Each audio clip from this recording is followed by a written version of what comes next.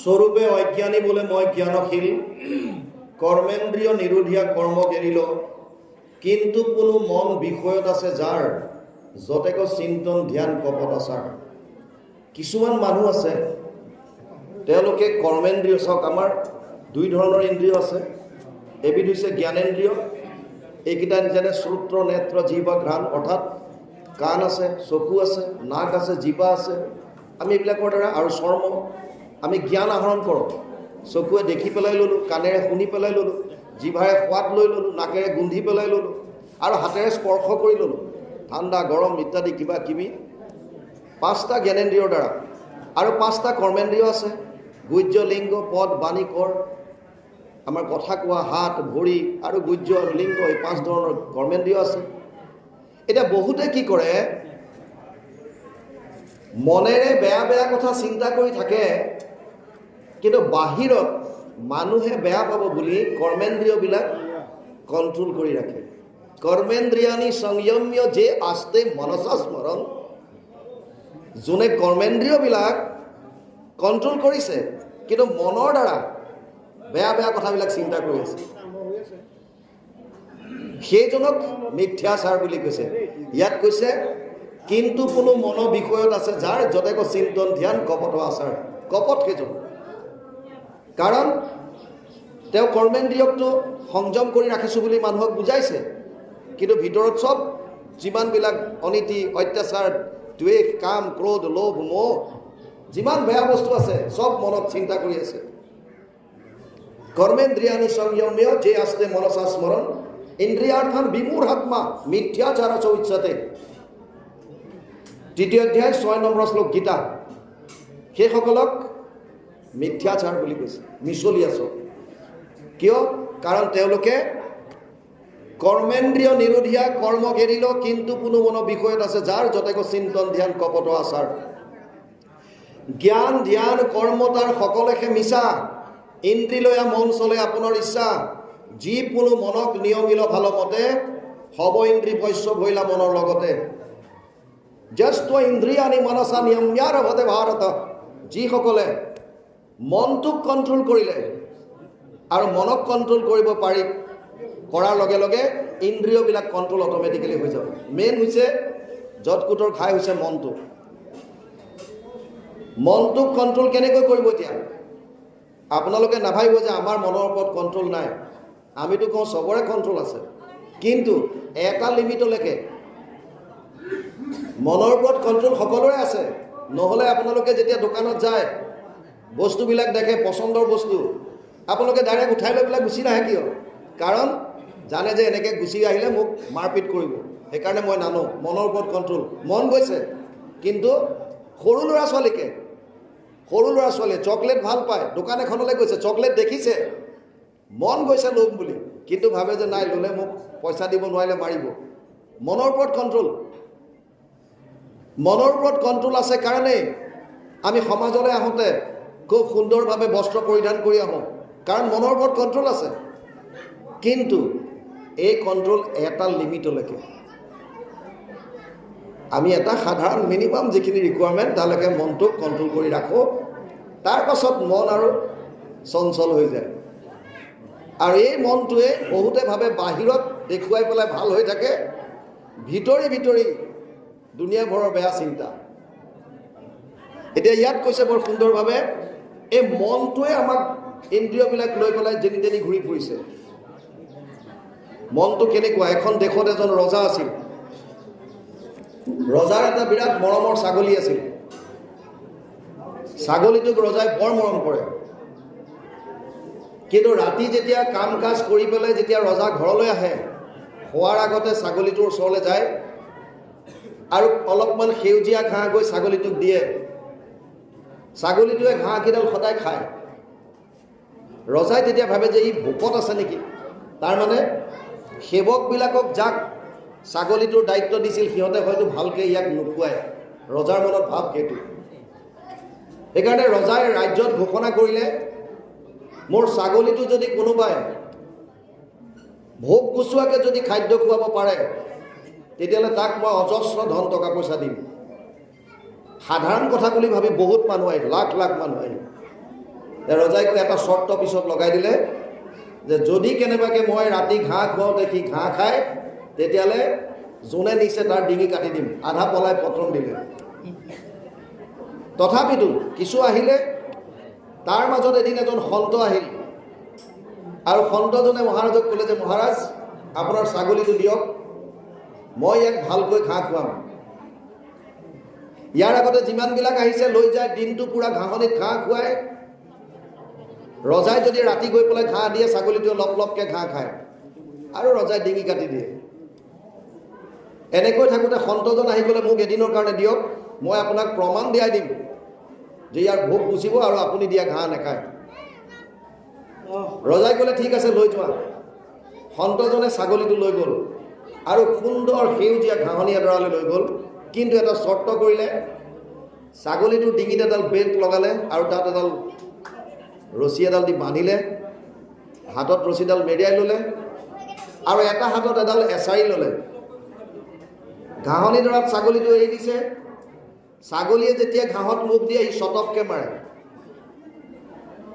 ছাগলীটোৱে মুখ উঠাই দিয়ে, আকৌ যেতিয়া ঘাঁহত মুখ দিয়ে লগে লগে চটককৈ মাৰে, সি আকৌ মুখ উঠায়। দিনটো এইটো প্ৰেক্টিচ চলি আছে।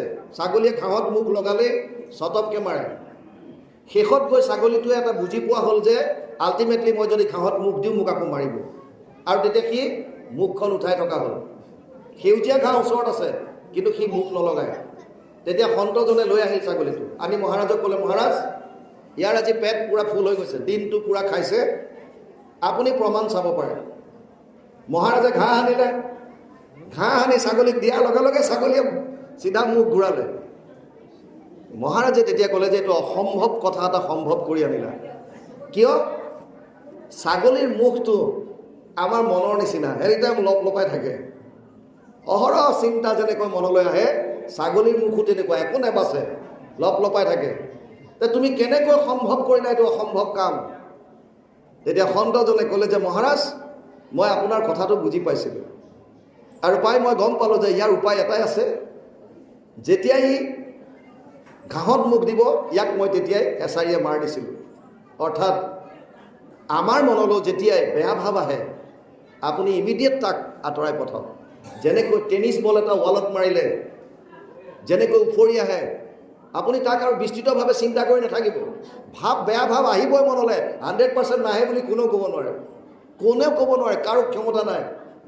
কিন্তু যেতিয়াই মনলৈ আহিব আপুনি ৰিফ্লেক্ট কৰি তুৰন্ত পঠাওক। ইভেন লক্ষ্মণ যেনেকুৱা ৰামচন্দ্ৰৰ প্ৰতি যাৰ ইমান শ্ৰদ্ধা, এই লক্ষ্মণ এবাৰ সীতাক যেতিয়া হৰণ কৰি লৈ গৈছিল ৰাৱণে, তেওঁলোক দুটা যেতিয়া সীতাক বিচাৰি ফুৰিছিল, এদিন লক্ষ্মণৰ মনলৈ ভাৱ আহিল, মোকতো আচলতে বনবাস দিয়া নাই, দেউতাইতো ৰামচন্দ্ৰকহে পঠাইছিল, এতিয়া মই দাদাৰ লগে লগে কিয় ঘূৰি ফুৰিছোঁ? তাৰ পাছত ভাৱ আহিল, মই যদি এতিয়া দেশলৈ উভতি যাওঁ, মই ভৰতক যদি বধ কৰোঁ, অযোধ্যাৰ ৰজা দেখোন মই হ'ব পাৰিম। কিন্তু লক্ষ্মণৰ এটা ভাল নিয়ম আছিল, যিভাৱে নাহক কিয় ই দাদাক ৰামচন্দ্ৰক অকপটভাৱে স্বীকাৰ কৰিছে। আৰু লগে লগে ৰামচন্দ্ৰক ক'লে, দাদা আজি মোৰ মনলৈ বৰ বেয়া বেয়া ভাৱ আহিছে। বোলে কি হৈছে? যে মোৰ মনলৈ ভাৱ আহিছে মই তোমাৰ লগত কিয় ঘূৰি ফুৰিছোঁ, মোকতো বনবাস দিয়া নাছিল, তোমাকে দিছিল। বোলে আৰু ভাৱ আহিছে, মই ঘৰলৈ গৈ দাদাক যদি ভৰতক যদি মই কাটি দিওঁ, ভৰতক কাটি দিলে দেখোন মই সেইখন দেশৰ ৰাজ্য হ'ব পাৰিম অযোধ্যাৰ। ৰামচন্দ্ৰই দেখিলে তাৰ কঁকালত টোপোলা এটা আছে, কি হ'ব? তাক সুধিলে, লক্ষ্মণ এইটো কি বান্ধি আছা তুমি? বোলে দাদা কালি ৰাতি আমি য'ত আছিলোঁ তাৰ মাটি আছে, আমাৰ লিপিবৰ কাৰণে মাটিখিনি বৰ ধুনীয়া ৰঙা মাটি, সেইকাৰণে মই লৈ আহিলোঁ অকণমান। কৈছে পেলোৱা মাটিটো পেলোৱা। মাটিখিনি পেলাই দিলে। লক্ষ্মণে যেন কিবা এটা ভাল লাগিছে, অনুশোচনা আহিছে, আৰে মই কি ভাবি আছিলোঁ ইমান সময়। তেওঁ ক'লে, দাদা কি হ'ল, আপুনি মোক এইখিনি পেলাব দিলা যে কিয় পেলাব দিলা? কৈছে তুমি জনা নাই, তোমাৰ মনলৈ যে বেয়া ভাৱ আহিছে ইয়াৰ মূল কাৰণটো হৈছিলে এই মাটিখিনি। মানে এই জেগাখন এনেকুৱা আছিল, ইয়াত দুটা প্ৰকাণ্ড অসুৰ আছিল, ভাই ককাই, ইটোৱে সিটোৰ প্ৰতি বিৰাট প্ৰেম। স্বৰ্গৰ দেৱতাসকল থৰথৰি কম্পমান হৈ থাকে এই দুটা অসুৰৰ কাৰণে। আৰু দেৱতাসকলে কথা পাতি প্লান কৰিলে যে ইহঁত দুটাক কেনেকৈ এতিয়া বধ কৰা হ'ব। তাৰ পাছত এগৰাকী অপেশ্বৰীক পঠাই দিলে। অপেশ্বৰীগৰাকী দেখা পাই দুইটাই বিয়া কৰাবলৈ ইচ্ছা কৰিলে। ককায়েকে কৈছে মই বিয়া কৰাম, ভায়েকে কৈছে মই বিয়া কৰাম। আৰু অপেশ্বৰীগৰাকীয়ে সুবিধা ল'লে, ক'লে যে তোমালোক দুটাৰ মাজত ফাইনেল কৰা, সিদ্ধান্ত কৰা, মই কোনজনক বৰণ কৰিম। আৰু দুইটা বীৰ আছিল, দুইটাৰ মাজত ভাই ককাইৰ মাজত কাজিয়া লাগি দুইটাৰ প্ৰাণ গ'ল। সেই স্থানৰ যিটো প্ৰভাৱ এইটো লক্ষ্মণৰ ওপৰত পৰিছিল, তাৰ মনলৈ বেয়া ভাৱ আহিছিল, কিন্তু লগে লগে ই ভগৱানৰ চৰণত অৰ্পণ কৰি দিলে। কথাৰ তাৎপৰ্য, আমাৰ মনলৈ বেয়া ভাৱ অহাটো একো ডাঙৰ কথা নহয়। আপোনাৰ কাৰোবাৰ প্ৰতি ঈৰ্ষা আহিব পাৰে, আপোনাৰ মনত কামনা জাগ্ৰত হ'ব পাৰে, আপোনাৰ কিবা বস্তুলৈ লোভ লাগিব পাৰে, আপোনাৰ ক্ৰোধ আহিব পাৰে, একো ডাঙৰ কথা নহয়। কিন্তু এই আধ্যাত্মিক কথাখিনি গম পোৱাৰ লগে লগে আপুনি ভাবিব যে ইয়াক যিমান পাৰোঁ সোনকালে মনৰ পৰা আঁতৰাই পঠোৱা ভাল, নহ'লে ইন্দ্ৰিয়বিলাক মনে চলাই লৈ গৈ থাকিব। সেইকাৰণে ইয়াত দিছে যে জ্ঞান ধ্যান কৰ্ম তাৰ সকলেহে মিছা, ইন্দ্ৰিয়লয়া মন চলে আপোনাৰ ইচ্ছা। মনটোৱে ইন্দ্ৰিয়বিলাকক লৈ পেলাই নিজৰ মনৰ মতে যেনেকৈ জ্বলে যাবলৈ ইচ্ছা কৰিছে গৈ আছে। যিকোনো মনক নিয়মিল ভালমতে হবে ইন্দ্ৰিয় বৈশ্যৱ হৈলা, মনৰ লগতে যিজনে মনক কণ্ট্ৰল কৰিলে তাৰ ইন্দ্ৰিয় অট'মেটিকেলি দমন হৈ গ'ল। এতিয়া মনক কণ্ট্ৰল কেনেকৈ কৰিম আমি? মনক কণ্ট্ৰল কৰিব পৰা উপায় কি? অৰ্জুনক যেতিয়া কৈছিল তো সকলোতে সাম্যভাৱে দৰ্শন কৰ, সমভাৱে, সমত্বম যোগ উচ্যতে, সকলোতে সমভাৱে চা। অৰ্জুনে কৈছিল যে মই এইটো কৰিব নোৱাৰোঁ, কাৰণ চঞ্চলমি মন কৃষ্ণ প্ৰমাথি বলবৎ দৃঢ়ম তস্যাহম নিগ্ৰহম মন্যে বায়ুৰিব সুদুষ্কৰম। 6ষ্ঠ অধ্যায় 34 নম্বৰ শ্লোক গীতা। হে প্ৰভু, মোৰ মনটো অতি চঞ্চল, মই যদি বায়ুকো প্ৰতিৰোধ কৰিব পাৰোঁ, মই মনক কণ্ট্ৰল কৰিব নোৱাৰোঁ। কোনে কৈছে? অৰ্জুনে। অৰ্জুন কোন? নৰনাৰায়ণৰ নৰৰূপে অৱতাৰ, লাপিলোপা নহয়, চব মহাপুৰুষ এইবিলাক। অৰ্জুনৰ মনৰ ওপৰত কণ্ট্ৰল ইমানেই আছিল, সৰু থাকোঁতে যেতিয়া অস্ত্ৰ শস্ত্ৰৰ যেতিয়া পৰীক্ষা লয়, দ্ৰোণাচাৰ্যই গছ এজোপাত এটা চৰাই, কাঠৰ চৰাই এটা বনাই দি চকু এটা আঁকি দিছিল। আৰু ধনুৰ্বিদ্যা পৰীক্ষা কৰিবৰ কাৰণে চবক লাইন কৰি লৈ প্ৰত্যেককে সুধিছিল কোনে কি দেখিছা কোৱা। কোনোবাই কৈছে মই গছজোপা দেখিছোঁ, তাৰপাছত চৰাইটো দেখিছোঁ। কোনোবাই কৈছে গুৰুৰ চৰণ দেখিছোঁ, তাৰপিছত মই গছজোপা দেখিছোঁ। বিলে বেলেগ বেলেগ। অৰ্জুনক সুধিছিল ধনঞ্জয় তুমি কি দেখিছা? বোলে গুৰুদেৱ কেৱল চৰাইৰ মণিটো, চকুৰ মণি, কেৱল ইমান মনৰ ওপৰত পাৱাৰ। আৰু সেইজন অৰ্জুন এবাৰ স্বৰ্গলৈ গৈছিল, কাৰণ ইন্দ্ৰ তেওঁৰ পিতৃ। স্বৰ্গলৈ যাওঁতে ইন্দ্ৰই ভাবিলে মোৰ সন্তান আহিছে, গতিকে এখন ফাংচন কৰিলে, উৰ্বশীক নাচিবলৈ দিলে। উৰ্বশীয়ে নৃত্য কৰি আছিল, আৰু অৰ্জুনৰ নৃত্যৰ প্ৰতি দুৰ্বলতা আছিল কাৰণে উৰ্বশীয়ে কেনেকৈ ভৰি চলনা কৰি আছে পদচালন চাই আছিল। ইন্দ্ৰই ভাবিলে মোৰ পুত্ৰ চাগে উৰ্বশীৰ প্ৰেমত পৰিল, সেইকাৰণে নিশা আদেশ দিছিল উৰ্বশীক, তই মোৰ পুত্ৰৰ কোঠাত যা। আৰু উৰ্বশী মাজ ৰাতি অৰ্জুনৰ কোঠাত আহিছিল। অৰ্জুনক মাজ ৰাতি কোঠাত দেখা পায়ো এগৰাকী অপেশ্বৰী, সৌন্দৰ্যৰ প্ৰতীক, অৰ্জুনৰ মনৰ ওপৰত ইমান কণ্ট্ৰল আছিল। অৰ্জুনে কৈছিল হে মাতৃ, তুমি এই নিশা মোৰ কোঠাত কিয় আহিছা? উৰ্বশীৰ ইগত লাগিছিল সেইদিনা, মোৰ দৰে ইমান ৰূপহী এজনীক দেখা পাই ই অৰ্জুনৰ কামনা চৰিতাৰ্থ কৰিবলৈ মন যোৱা নাই। মোক দেখাৰ লগে লগে দেৱতা অসুৰৰ যুদ্ধ লাগে, মোক পাবৰ কাৰণে ডাঙৰ ডাঙৰ ঋষিমুনিৰ তপস্যা ভংগ হয় মোৰ সৌন্দৰ্য দেখি, আৰু এটা সামান্য মনুষ্য হৈ মোক মাতৃ বুলি সম্বোধন কৰিছে। অৰ্জুনক শাপ দিছিল তই নপুংসক হৈ যা। পিছত ইন্দ্ৰৰ অনুৰোধত এবছৰৰ কাৰণে সীমাবদ্ধ কৰিছিল, এবছৰ, যিটোৰ সুবিধা অৰ্জুনে অজ্ঞাতবাসত লৈছিল। বিৰাটৰ তাত থাকোঁতে বৃহন্নলা হিচাপে আছিল।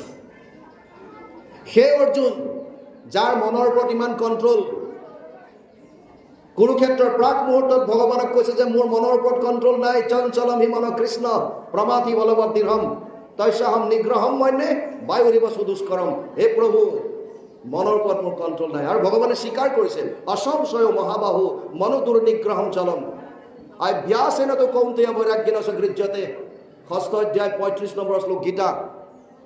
ভগৱানে স্বীকাৰ কৰিছে অসংশয় কোনো সন্দেহ নাই ই সঁচা মনৰ ওপৰত কণ্ট্ৰল কৰাটো অতি কঠিন কিন্তু অভ্যাসেনতো কৌন্তেয় বৈৰাগ্যেন গৃহ্যতে অভ্যাসৰ দ্বাৰা আৰু বৈৰাগ্যৰ দ্বাৰা তই মনৰ ওপৰত কণ্ট্ৰল কৰিব পাৰিবি সেইকাৰণে ই অসম্ভৱ নহয় যদি আমি অভ্যাস কৰোঁ বেয়া ভাৱ আহিছে তাক তুৰন্ত যেনেকৈ টেনিছ বল ৱালত মাৰিছে ৰিফ্লেক্ট হৈ গুচি আহিছে তুৰন্ত তাক পঠাই দিয়ক নহ'লে দ্বিতীয় উপায় মনলৈ বেয়া ভাৱ আহিলে তাৰ ডাইৰেকশ্যন চেঞ্জ কৰক যিটো ভাৱ আহিছে সেই ভাৱটোৰ বেলেগ গতি এটা দি আপুনি বেলেগ এটা কথা ভাবিবলৈ লওক ঈশ্বৰৰ কথা ভাবক কামনা বাসনা যদি সংসাৰৰ প্ৰতি হয় এইবিলাকে বন্ধন কৰে কামনা বাসনা যদি ঈশ্বৰমুখী হয় তেতিয়াহ'লে মুক্তিৰ পথত আগবাঢ়িব ক্ৰোধ যদি সংসাৰৰ প্ৰতি হয় তেতিয়াহ'লে বন্ধন একে ক্ৰোধ যদি ঈশ্বৰৰ কাৰণে হয় তেতিয়াহ'লে মুক্তি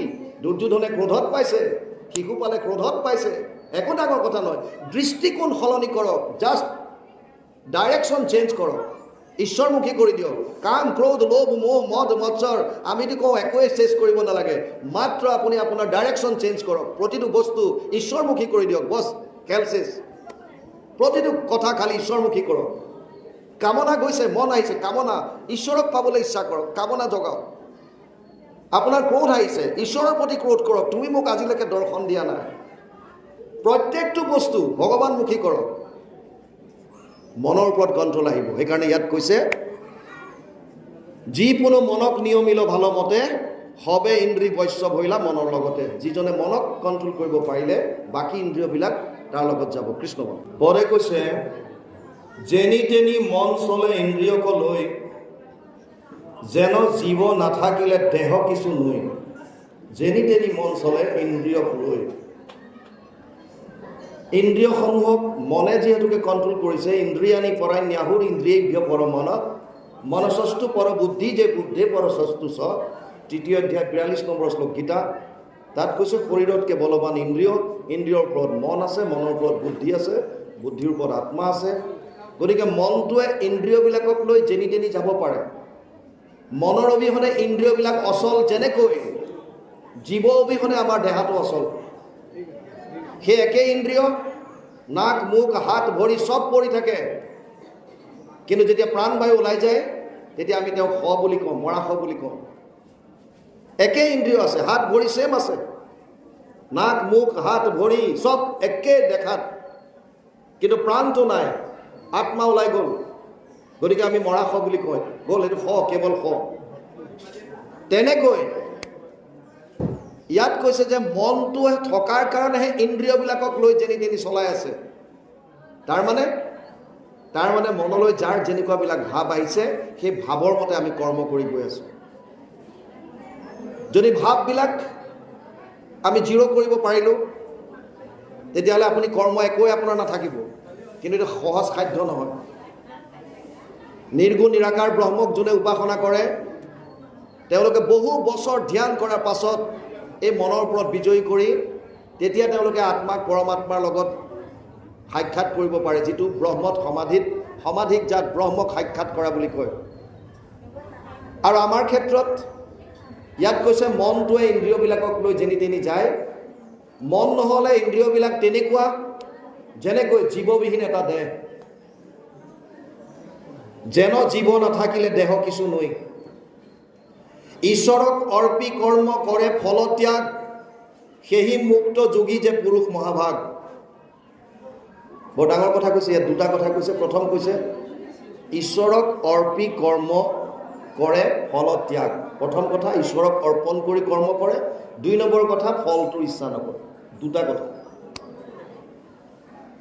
ভগৱানে অৰ্জুনক কৈছে যদ কৰসি যদ অশ্নসি যদ জুহসি দদাসি যত তপস্যসি কৌন্তেয় তৎ কুৰু সমদৰ্পণম নৱম অধ্যায় 27 নম্বৰ শ্লোক গীতা হে অৰ্জুন তই যি কৰিছ যি খাইছ যি তপ কৰিছ যি দান কৰিছ সমস্ত মোক অৰ্পণ কৰি দে তস্মাৎ সৰ্বেষু কালেষু মাম অনুস্মৰ যুদ্ধ চ ময় অৰ্পিত মন বুদ্ধিৰ মামে বশ্যত্য অসংশয় অষ্টম অধ্যায় 7 নম্বৰ শ্লোক মোক অহৰহ স্মৰণ কৰ আৰু তই তোৰ কৰ্ম কৰি যা কৰ্মণ্যেৱাধিকাৰস্তে মা ফলেষু কদাচন দ্বিতীয় অধ্যায় 47 নম্বৰ শ্লোক তোৰ কৰ্মত অধিকাৰ আছে ফলত অধিকাৰ নাই সেইকাৰণে যিসকলে প্ৰতিটো কৰ্ম ঈশ্বৰৰ চৰণত অৰ্পণ কৰিবলৈ শিকিলে আপুনি শোৱাৰ পৰা উঠিছে ৰাতিপুৱা, আপুনি বিচনাতে অভ্যাস কৰক, হে প্ৰভু নাৰায়ণ, আজি দিনটো তোমাৰ চৰণত অৰ্পণ কৰিলোঁ। আপুনি তাৰ পাছত তললৈ নামক। আপুনি ক'ৰবালৈ যাবলৈ ওলাইছে, হে প্ৰভু এই যাত্ৰা তোমাৰ চৰণত অৰ্পণ কৰিলোঁ।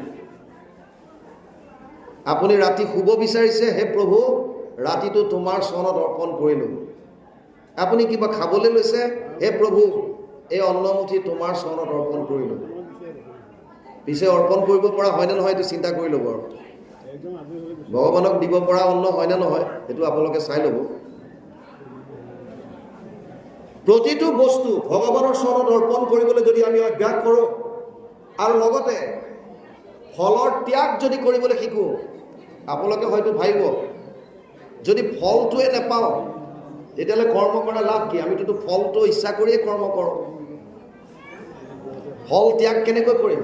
চাওক, আপোনালোকে ভাবে নেকি যে ফল আপোনালোকে যিটো ভাৱ লৈ কৰ্ম কৰিছে তাৰ তেনেকুৱাই ফল পায়? যিটোৱে কৰ্ম কৰোঁ তাৰ ফল কেনেকৈ আহে চাওক। এটা হৈছে আপুনি ভবা মতে ফল পালে, এইটো 1 নম্বৰ। এটা হৈছে আপুনি ভবাতকৈ বেছি পালে, 2 নম্বৰ। এটা হৈছে ভবা ধৰণে নেপালে তাতকৈ কম পালে, 3 নম্বৰ। আৰু এটা হৈছে আপুনি ভবাৰ বিপৰীতে ফলটো পালে, 4 নম্বৰ। আপুনি কৰ্ম কৰোঁতে কোনেও গেৰেণ্টি দিব নোৱাৰে এই 4টাৰ কোনটো ফল পাব। হয়তো আপুনি বিচৰা ধৰণে কৰ্মটো কৰিছে, মই খেতি কৰিলোঁ, এইবাৰ 4 পুৰা মাটি লগাইছোঁ, মই ভাবিছোঁ 20 মোনকৈ সৰিব, আপুনি 20 মোনকৈ পালে, একো দিগদাৰ নাই, হৈ গ'ল। কিন্তু এনেকুৱাও হ'ব পাৰে আপুনি 25 মোনকৈ পাই গ'ল, বা এনেকুৱাও হ'ব পাৰে বানপানীয়ে গোটেই মাৰি পেলালে, আপুনি একোৱে নাপালে। বা এনেকুৱাও হ'ব পাৰে আপোনাৰ ফলে কিবা এটা বিপৰীতহে হ'ল। আল্টিমেটলি যিহেতুকে ফলটো আমি বিচৰা ধৰণে ফলটোত আমাৰ অধিকাৰেই নাই, সেইকাৰণে যদি আমি চাৰেণ্ডাৰ কৰিবলৈ শিকোঁ, মোৰ কৰ্তব্য কৰ্ম মই কাম কৰা, ফল যি দিব তেওঁ দিব। সেইকাৰণে অৰ্জুনক কৈছে নিয়তম কুৰু কৰ্ম ত্বম কৰ্ম জ্যায় হিয় কৰ্মণ। তই তোৰ কাম কৰ, খালি কৰ্তব্য কৰ্ম কৰি যা। 3য় অধ্যায় 8 নম্বৰ শ্লোক গীতা। নিত্য নৈমিত্তিক কৰ্ম অৰ্পি কৰা বীৰ, বিনা কৰ্মে নিস্তে জানা নৰহে শৰীৰ। নিয়তম কুৰু কৰ্ম ত্বম কৰ্ম জ্যায় হিয় কৰ্মণ শৰীৰ যাত্ৰা পিছতে ন প্ৰসিদ্ধে দ কৰ্মণি। 3য় অধ্যায় 8 নম্বৰ শ্লোক গীতা। হে অৰ্জুন, তই তোৰ কৰ্তব্য কৰ্ম কৰ, বেলেগৰ চকুত যদি সৰু হয়, নিচ হয়, চিন্তা নকৰিবি। আমাৰ বহুতে ভাবিব পাৰে মই শাক পাচলি বেপাৰ কৰিছোঁ কাৰণে মোক কোনোবাই নিচ বুলি ক'ব পাৰে। বাদ দিয়ক, ক'বলৈ দিয়ক। কোনোবাই ভাবিছে মই সৰুকৈ চাইকেলৰ দোকান এখন দি পৰিয়াল চলাইছোঁ, বেলেগৰ দৃষ্টিত মোৰ কৰ্মটো সৰু বুলি ভাবিব পাৰে। ভগৱানে কৈছে ভাবিবলৈ দিয়া। তুমি তোমাৰ যিটো কৰ্ম সততাত থাকি তোমাৰ কৰ্তব্য কৰা। কৰ্তব্য কোনটো? যেতিয়াৰ যিটো কৰ্ম। যদি তুমি এজন শিক্ষক, স্কুলত থাকোঁতে শিক্ষাদান কৰা তোমাৰ কৰ্তব্য, কিন্তু স্কুলৰ পৰা যেতিয়া ঘৰলৈ আহিলা, তুমি হয়তো এজন পিতৃ, তুমি এজন স্বামী, তেতিয়া তোমাৰ কৰ্তব্য ল'ৰা ছোৱালীৰ কাৰণে, তোমাৰ কৰ্তব্য পত্নীৰ কাৰণে, পতিৰ কাৰণে। মিক্স নকৰিবা চব। নিয়তম কুৰু কৰ্ম ত্বম, কৰ্তব্য কৰ্ম নিজে কৰা। আৰু ডাঙৰ কথা, পৰিশ্ৰম কৰিবলৈ দি আছে বাৰে বাৰে। সংসাৰ চলাবৰ কাৰণে আমি পৰিশ্ৰম কৰিব লাগিব, শাৰীৰিক পৰিশ্ৰম। আজিকালি বৰ্তমান অসমীয়া সংস্কৃতিত কৰ্ম সংস্কৃতিটোৰ পৰা আমি আঁতৰি আহিলোঁ। ইয়াত যিসকল জ্যেষ্ঠ আছে তেওঁলোকে গম পাব, আগতে স্কুল কলেজলৈ যোৱাৰ আগত, কৰ্ম কৰিবলৈ যোৱাৰ আগত তেওঁলোকে পথাৰত গৈছিল, হাল বাইছিল, কোৰ মাৰিছিল, বাৰীত শাক পাচলি ৰুইছিল। কিন্তু বৰ্তমান যিচাম যুৱ আমাৰ উঠি আহিছে তাৰ মেক্সিমাম কৰ্ম সংস্কৃতিৰ পৰা আঁতৰি আহিলোঁ। আৰু তাৰ পৰা কি হৈছে? শৰীৰ যাত্ৰা পিছতে ন প্ৰসিদ্ধে দ কৰ্মণি, শৰীৰে লগ নিদিয়া হ'ব। আৰু হয়, আমি পৰিশ্ৰম নকৰাৰ কাৰণে 2টা মুখ্য বেমাৰে আজিকালি মানুহক লগ দিলে কম বয়সতে, হাই ব্লাড প্ৰেছাৰ আৰু চুগাৰ। মানুহৰ ঘৰলৈ গ'লে এতিয়া আপোনাক প্ৰথমতে সোধে, অ' বাপ চেনি খাবনে চাহত? আচ্ছা, ইণ্টাৰেষ্টিং কথা, মানুহবিলাক বৰ চিয়ানা। এইটো কথা সুধি দুটা উত্তৰ পাই যায়। যেতিয়া সুধি দিব যে চেনি খাবনে, তাৰ মানে ইনডাইৰেক্টলি এইটো সুধিছে তোৰ চাহ খাবলৈ মন আছে না, এইটো কওঁ। চেনি দিয়া নিদিয়াটো পিছৰ কথা, প্ৰথম টাৰ্গেট মাৰিছে যে চেনি দিম নে, মানে ইনডাইৰেক্টলি সুধিছে চাহ খাবানে নাই। যি কি নহওক, কৰ্ম নকৰাৰ কাৰণে মুখ্যতঃ দুটা বেমাৰ আহি গ'ল। এটা ছুগাৰৰ প্ৰব্লেম, ডায়েবেটিছ, আৰু এটা হৈছে হাই ব্লাড প্ৰেছাৰ। আৰু ডাক্তৰৰ ওচৰলৈ গ'লে ডাক্তৰে যেতিয়া প্ৰেছক্ৰিপশ্যন দি দিয়ে যে ভাই তোমাৰ ছুগাৰে পাই গ'ল, এতিয়া খোজকাঢ়িব লাগিব, পচিনা উলিয়াব লাগিব, ঘাম উলিয়াব লাগিব, উপায় নাই। তেতিয়া ৰাতিপুৱা একদম পূৰা লাগি আছে খোজ কঢ়া। কিন্তু যদি আগৰে পৰাই আমি ৰাখোঁ অলপ হ'লেও শাৰীৰিক পৰিশ্ৰম, শাস্ত্ৰইটো কৈ আছে নিয়তম কুৰু কৰ্ম ত্বম কৰ্ম জ্ঞা হি অকৰ্মণ। বেলেগৰ দৃষ্টিত যদি সৰু হয়, তোমাৰ নিজৰ কৰ্তব্য কৰ্ম তুমি কৰি যোৱা, নহ'লে শৰীৰটোৱে লগ নিদিয়া হ'ব, কাণেৰে নুশুনা হ'ব, চকুৰে নেদেখা হ'ব, বহো বুলি বহিব নোৱাৰা হ'ব, এসময়ত যাওঁ বুলি যাব নোৱাৰা হ'ব। কি কৰিব তেতিয়া? আৰু কৰ্ম কেনেকৈ কৰিব? ভগৱানে কৈছে মোত অৰ্পণ কৰি পেলাই কৰ। কি হ'ব তেতিয়া? ভগৱানক অৰ্পণ কৰিলে কি হ'ব? আপোনাক কৰ্মৰ বন্ধনবিলাকে, ফলবিলাকে বান্ধিব নোৱাৰে। চাওক, মই অলপ আগতে কৈছোঁ প্ৰতিটো কৰ্মৰ তিনি ধৰণৰ ফল আহে। অনিষ্টম ইষ্টম মিশ্ৰম ত্ৰিবিধা কৰ্মনা ফলম, অষ্টাদশ অধ্যায় 12 নম্বৰ শ্লোক গীতা। তিনি ধৰণৰ ফল, ভাল হ'ব পাৰে, বেয়া হ'ব পাৰে, মিশ্ৰিত হ'ব পাৰে। তিনিওটাই বান্ধোন। ভালটোও বান্ধোন, সোণৰ শিকলিয়ে বান্ধিলে ধৰক। বেয়াটোও বান্ধোন, লোহাৰ শিকলিয়ে বান্ধিছে ধৰক। মিশ্ৰিতটো বান্ধোন, ৰূপৰ শিকলিয়ে বান্ধিলে ধৰক। বান্ধোন এটাই কেইটা? সোণৰ শিকলিয়ে বান্ধি থলেও আপুনি বান্ধোনতে আছে, ৰূপৰ শিকলিয়ে বান্ধিলেও বান্ধোনতে আছে, লোহাৰ শিকলি লগালেও বান্ধোনতে আছে। এই বান্ধোনৰ পৰা মুক্ত কেনেকৈ হ'ব? এতিয়া ভগৱানে কৈছে মোক অৰ্পণ কৰি যদি কৰ্ম কৰ, তেতিয়া কি হ'ব? চাওক, পদে কৈছে ঈশ্বৰৰ অৰ্থে কৰ্ম কৰিবে নিশ্চয়, সেই কৰ্মে পূৰ্বৰ বাসনা হৈবে ক্ষয়। আপুনি যি কৰ্ম কৰে, প্ৰতিটো কৰ্ম যদি প্ৰভু ভগৱন্তৰ চৰণত অৰ্পণ কৰি দিয়ে, তেতিয়াহ'লে আমাৰ পূৰ্বৰ যদি কিবা বাসনা আছিল, চাওক আমাৰ মানুহৰ শৰীৰত তিনি ধৰণৰ শৰীৰ থাকে। আমি যিটো শৰীৰ দেখা পাওঁ এইটোক স্থূল শৰীৰ বুলি কয়। ইয়াৰ ভিতৰত দুটা শৰীৰ থাকে, এটা লিংগ শৰীৰ বা লিংগ দেহা বুলি কয়, আৰু এটা কাৰণ শৰীৰ বুলি কয়। কাৰণ শৰীৰত বহু জন্মৰ বাসনাবিলাক থাকে। কাৰণ বস্তুটোৰ পৰাই বুজক, যিটোৰ কাৰণে আমি বাৰে বাৰে আহিব লাগে। বাসনাবিলাক জমা হৈ থাকে। মানুহ এজনৰ মৃত্যু হ'লে এই স্থূল শৰীৰটো ইয়াত পৰি থাকে, আৰু আত্মা লিংগ দেহা আৰু কাৰণ শৰীৰৰ লগত লৈ ওলাই যায়।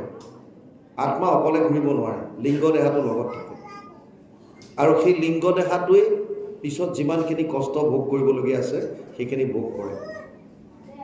ইয়াত কৈছে যদি আমি জীৱনৰ প্ৰতিটো কৰ্ম ঈশ্বৰৰ চৰণত অৰ্পণ কৰি যদি আমি কৰোঁ, তেতিয়াহ'লে আমাৰ যদি পূৰ্বৰ কিবা বাসনা তেনেকুৱা আছিল, যিটোৰ কাৰণে আমি কষ্ট পাই থাকিবলগীয়া হৈছে, যিটোৰ কাৰণে আমি বিভিন্ন যোনিত ভ্ৰমণ কৰিবলগীয়া হৈছে, এইবিলাকৰ পৰা আমি মুক্তি পাব পাৰিম। সেইকাৰণে ইয়াত ক'লে জ্ঞানৰ কৰ্মৰ দৈৰ কহিলো ভেদ, তোমাৰ প্ৰশ্নৰ সখী দিলো পৰিছেদ। তাৰপাছত কৈছে আৰু ব্ৰহ্মা বচন বুলিলা হেন মত, যজ্ঞৰ সহিত প্ৰজ্ঞা সজিলা পূৰ্বত, তপজপ যজ্ঞ কৰি দেৱ পূজা নৰক, তুষ্ট হৈয়া দেৱতাই দেহিষ্ঠ কৰ। সহযজ্ঞা প্ৰজা সৃষ্টা পূৰ্বাচ প্ৰজাপতি। প্ৰথমতে কৈছে ব্ৰহ্মাই আদিতে মানুহ সৃজন কৰোঁতে, যজ্ঞ মানে ঈশ্বৰক অৰ্পণ কৰি কৰা কৰ্মবিলাক যজ্ঞ। আমি যেনেকৈ ভাবোঁ যে যজ্ঞ বুলি কোৱাৰ লগে লগে আমাৰ মনলৈ এটাই আহে যে অগ্নি প্ৰজ্বলিত কৰিছে আৰু তাত স্বাহা যিখিনি আহুতি দিছে সেইটোৱে যজ্ঞ বুলি আমি জেনেৰেলি ভাবোঁ। গীতাত সেইকাৰণে ক্লিয়াৰ কৰি দিছে অৰ্জুনক যে অৰ্জুন, যজ্ঞ অকল সেইটো নহয়, বিভিন্ন ধৰণৰ যজ্ঞ আছে। দ্ৰব্য যজ্ঞ, তপোযজ্ঞ, যোগযজ্ঞ, তথাৎপৰে স্বাধ্যায় জ্ঞান যজ্ঞ সংচিত ব্ৰত। 4ৰ্থ অধ্যায় 28 নম্বৰ শ্লোক গীতা। হে অৰ্জুন, বিভিন্ন ধৰণৰ যজ্ঞ আছে। দ্ৰব্য যজ্ঞ আছে, যিটো যজ্ঞত অগ্নি প্ৰজ্বলিত কৰি দ্ৰব্য আহুতি দিয়ে। তপৰ যজ্ঞ আছে, যি কায়, শৰীৰৰ তপ, পানীৰ তপ, মনৰ তপ, সেইবিলাক তপ কৰে। এটা আছে যোগৰ যজ্ঞ, যিবিলাকে যোগ অভ্যাস কৰি ৰোগৰ পৰা মুক্তি হৈ থাকিব পাৰে। এবিধ আছে স্বাধ্যায় যজ্ঞ, নিজক জানিবৰ কাৰণে, স্ব অধ্যয়ন কৰিবৰ কাৰণে, আৰু এবিধ আছে জ্ঞান যজ্ঞ, যিটো আজি হৈ আছে, এইটো জ্ঞান যজ্ঞ বুলি কয়। এই প্ৰভু ভগৱন্তৰ যিখিনি কথা, এইখিনি শ্ৰৱণ কীৰ্তন যিটো আমি কৰোঁ, এইটো জ্ঞান যজ্ঞ বুলি কৈছে। আৰু ভগৱানে অৰ্জুনক কৈছে শ্ৰেষ্ঠ যজ্ঞ এইটোহে, শ্ৰেয়ান দ্ৰব্যময়ী যজ্ঞাত জ্ঞান যজ্ঞ পৰম তপ সৰ্বকৰ্মাখিলম পাৰ্থ জ্ঞান পৰিসমাপ্যতে। ৪ৰ্থ অধ্যায় ৩৩ নম্বৰ শ্লোক গীতা। হে অৰ্জুন, যজ্ঞৰ ভিতৰত শ্ৰেষ্ঠ যজ্ঞ হৈছে জ্ঞান যজ্ঞ। আৰু সেইকাৰণে শ্ৰীমন্ত শংকৰদেৱেও এই শ্ৰৱণ কীৰ্তনত গুৰুত্ব দিছিল, কাৰণ এইটো পৰম জ্ঞান যজ্ঞ। আমি যিমান শুনিম সিমান মনৰ সংশয়বিলাক দূৰ হ'ব। কথা শুনিলেহে গুচে মনৰ সংশয়। যিমান শুনিম, যিমান শ্ৰৱণ কৰিম, সিমান আমাৰ কাৰণে ভাল। আপোনাৰ মনত সংশয় আছে, আপুনি শ্ৰৱণ কৰক। যিমান পাৰে ঈশ্বৰৰ কথা শ্ৰৱণ কৰি যাওক। আৰু এটা লাভ আছে জ্ঞান যজ্ঞৰ পৰা, আপুনি শুনোতে শুনোতে শুনোতে শুনোতে কৰ্ণপথে ভকতৰ হিয়াত প্ৰৱেশী হৰি দুৰ্বাসনা হৰে সমস্ত। যিবিলাক বাসনা, যিবিলাক দুৰ্বাসনা কুবাসনা হৃদয়ত আছে, এই সমস্তবিলাক নাশ কৰিব। কৰ্ণপথে ভকতৰ হিয়াত প্ৰৱেশী হৰি দুৰ্বাসনা হৰে সমস্তই।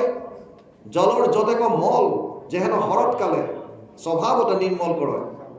যেনেকৈ শৰৎকালি নদীৰ পানীবিলাক যেনেকৈ ফটফটীয়া হৈ থাকে, তলৰ বস্তুবিলাক দেখা পায়, তেনেকৈ যেতিয়া আমাৰ অন্তৰ ভাৱবিলাক শুদ্ধ হ'ব, পবিত্ৰ হ'ব, আপুনি ভগৱানক ইয়াত দেখা পাব।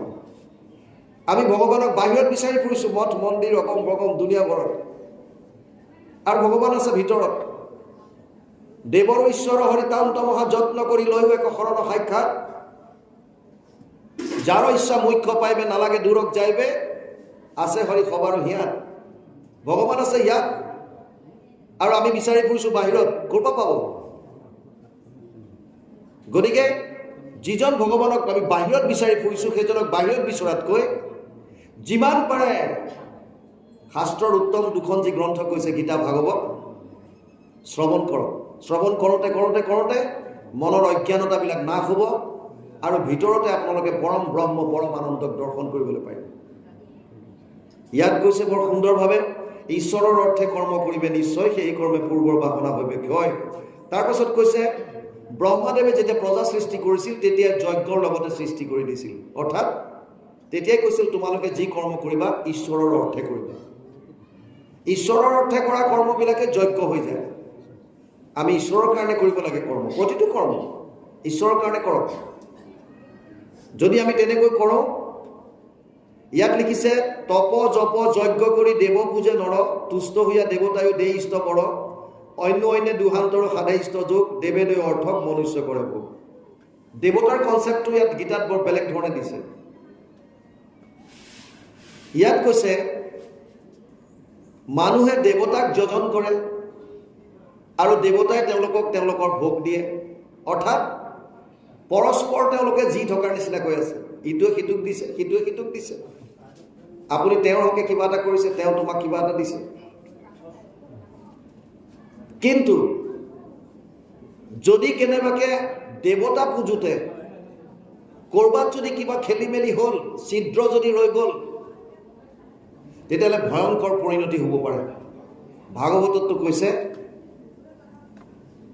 মন্ত্ৰস্য পৰিজ্ঞাতম কৰ্মসুধীৰ মদৰ্পণম ধৰ্ম সম্পদতে ষড্ভি অধৰ্মস্য বিপৰ্যয়। 11, 21, 15 একাদশ স্কন্ধ 21 অধ্যায় 15 নম্বৰ শ্লোক ভাগৱত। তাত কৈছে যিটো কৰ্ম আপোনালোকে কৰে, যাগ যজ্ঞ পূজা পাতল কৰে, তাত যদি 6টা বস্তুৰ শুদ্ধতা নাথাকে, তেতিয়াহ'লে যাজকৰ মৃত্যু পৰ্যন্ত হ'ব পাৰে। যাজকৰ মৃত্যু হ'ব পাৰে যদি যাগ যজ্ঞ পূজা পাতলত কিবা খেলি মেলি হ'ল। কোনোবা দেৱতাক ৰঙা ফুল দিব লাগে, আপুনি যেনিবা বগা দিলে, তাতো দোষ। কাৰোবাক ৰঙা কাপোৰ দিব লাগে, কাৰোবাক বগা কাপোৰ দিব লাগে, কাৰোবাক হালধীয়া, কাৰোবাক গেৰুৱা, বেলেগ বেলেগ নিয়ম। তাত যদি খেলি মেলি ক'ৰবাত লাগিল, বিশেষকৈ 6টা বস্তুৰ কথা কৈছে। ধৰ্ম সম্পদতে ষড্ভি, 6টা বস্তুৰ শুদ্ধতা কি? স্থান, কাল, পাত্ৰ, দ্ৰব্য, মন্ত্ৰ, ক্ৰিয়া। ক'ত যজ্ঞ কৰিছে? নাম্বাৰ 1, কোন সময়ত কৰিছে? পাত্ৰ যিখিনি ব্যৱহাৰ কৰিছে, দ্ৰব্য যিবিলাক আনিছে, আৰু আটাইতকৈ ডাঙৰ কথা হৈছে মন্ত্ৰ উচ্চাৰণ শুদ্ধ হৈছে নে নাই। যাগ যজ্ঞ পূজা পাতলত যদি মন্ত্ৰ উচ্চাৰণত খেলি মেলি হ'ল, তেতিয়াহ'লে যাজকৰ মৃত্যু হ'ব পাৰে। হৰিনাম লোৱা,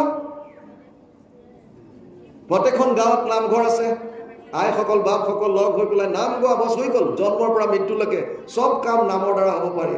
হৰিৰ নামেব নামেব নামেব মম জীৱনম কলৌ নাস্তেইব নাস্তেইব নাস্তেইব গতিৰ অন্যথা। কেৱল কলিযুগত নাম আছে, তাৰ বাহিৰে বেলেগ একো নাই। যি কি নহওক, ইয়াতো কৈছে এতিয়া আমাৰ মানুহৰ মাজত আৰু এটা খেলি মেলি থাকে, দেৱতা। আমি দেৱতা বুলি ক'লে কি বুজো? দেৱ বস্তুটো বুজি লওঁ। ইয়াত কৈছে দেৱে দেৱ অৰ্থক মনুষ্য কৰে ভোগ, সেই ভোগ মনুষ্য দেৱক নেদি খায়, অধম নাৰকী তাত পৰে চোৰ নাই। আপুনি দেহৰ কোনোবা এজন দেৱতাক অৰ্চন কৰিছে, দেৱতাই আপোনাৰ পূজা অনুৰূপে ফল দিছে। যদি আপুনি দেৱতাক নিদিয়াকে খায় বুলি কৈছে, তেতিয়া তেওঁতকৈ পৰম চোৰ নাই বুলি কৈছে। কাৰণ দেৱতা আগতে কাক কয় সেইটো বুজক। দেৱ বুলি কাক কওঁ? আপোনাৰ মোৰ জীৱনত অলপ হ'লেও যদি কাৰোবাৰ যদি দান বা অৰিহণা আছে, সেইজন আমাৰ কাৰণে দেৱতা। যাৰে নহওক অলপমানো যদি অৰিহণা আছে আপোনাৰ কাৰণে, সেইজনে দেৱতা। তেতিয়াহ'লে দেৱতা কোন হ'ব? মোৰ জীৱনত মোৰ মাৰ অৰিহণা আছে, মা মোৰ কাৰণে দেৱতা, মাতৃ দেৱ ভৱ। মোৰ জীৱনত মোৰ পিতৃৰ আছে অৱদান, পিতৃ দেৱ ভৱ। মোৰ দেশখনৰ মোৰ ওপৰত অৱদান আছে, সেইকাৰণে আমি জননী বুলি মানো। সূৰ্যই পোহৰ দিছে, সূৰ্য দেৱতা হ'ব পাৰে। বায়ুৱে, আমি বায়ু সেৱন কৰিছোঁ, বায়ু দেৱতা হ'ব পাৰে। আমি পানী গ্ৰহণ কৰিছোঁ, জল দেৱতা হ'ব পাৰে। অগ্নিত আমি অন্ন ৰন্ধন কৰিছোঁ, অগ্নি দেৱতা হ'ব পাৰে।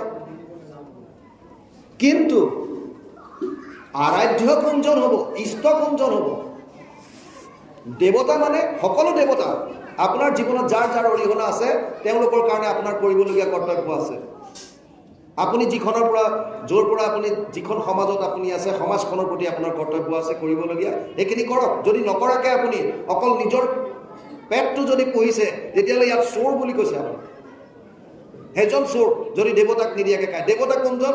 যাৰ আপোনাৰ প্ৰতি অৰিহণা আছে, তেওঁক আপুনি কিছু হ'লেও দিয়ক।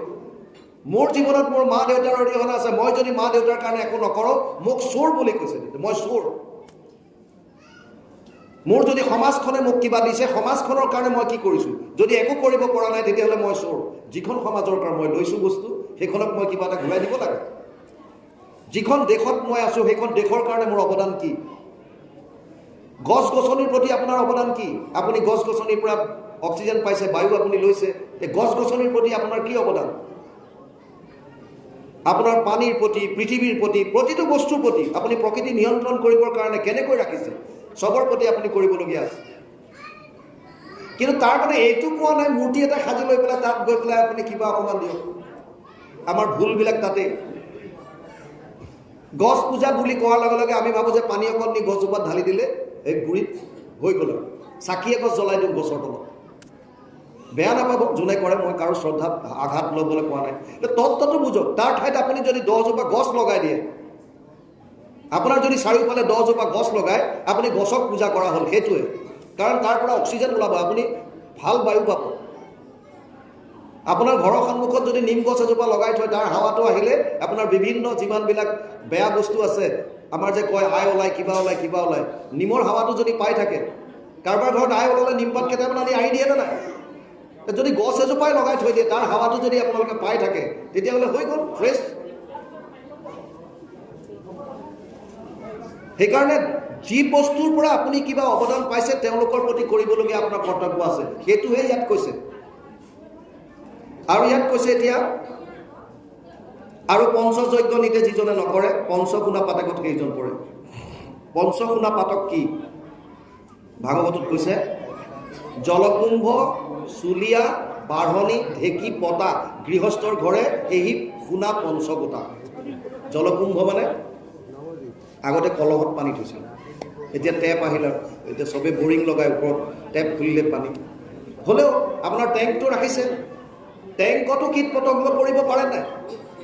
আপোনাৰ টেংকৰ ভিতৰতো বহুত কিৰা মকৰা সোমাই পেলাই মৰিব পাৰে, পাপ হ'ব পাৰে তাৰ পৰা। জলকুম্ভ চুলীয়া, চুলীয়া মানে চোলা জুহাল, য'ত আমি অন্ন ৰাখোঁ ৰান্ধো, যেতিয়া আমি জুই জ্বলাওঁ তাত বিভিন্ন কীট পতংগ আহি পৰিব পাৰে, সেইটো আপোনাৰ কাৰণে পাপ হ'ব পাৰে। বাঢ়নি ঠাই ঝাৰু মাৰোঁতে আপুনি ঝাৰু মাৰি গৈছে, তাৰ তলত কিমান পোক পৰুৱা আছে আপুনি গম নাপায়, আপোনাৰ ইচ্ছা নাই, আপুনি জানি বুজি কৰা নাই, কিন্তু ঝাৰু মাৰি যাওঁতে তাৰ তলত কিবা কিবি পৰি মৰিব পাৰে। বাঢ়নি ঢেঁকী, আজিকালি য'ত ধান বাৰু চাউলটো নুখুন্দে, কিন্তু পিঠাগুড়ি চিঠাগুড়ি বিহুৰ সময়তো লাগে, তথাপিও বাকীটো চব মেলতে চলে, মিক্সিত পিঠাগুড়ি খুন্দে, তথাপিও ঢেঁকী কথাটো দিছে ইয়াত। যিয়ে হওক ঢেঁকীত য'ত আমি আগতে ধানটো বানো চাউল উলিয়াওঁ, বা উৰল, আমাৰ ফালে উৰলৰ প্ৰচলিত নাই, বাহিৰত আছে উৰল, তাত একোৱা লাখুটি এডাল দি পেলাই মাৰি থাকে ধান লৈ, তাতো কীট পতংগ পোক পৰুৱা পৰি মৰিব পাৰে, আপুনি নজনাকে আপুনি ঢেঁকী দি আছে, আপুনি গম নাপায়, কিন্তু তাত বিভিন্ন পোক পৰুৱাৰ মৃত্যু হ'ব পাৰে। আৰু পতা য'ত মছলা পিছে, সেইটো আজিকালি নাইকিয়া, আজিকালি চব পেকেটত গুড়া মছলা আহে, তথাপিও যোনে পতাত পেছে ফ্ৰেছ যোনে কৰে।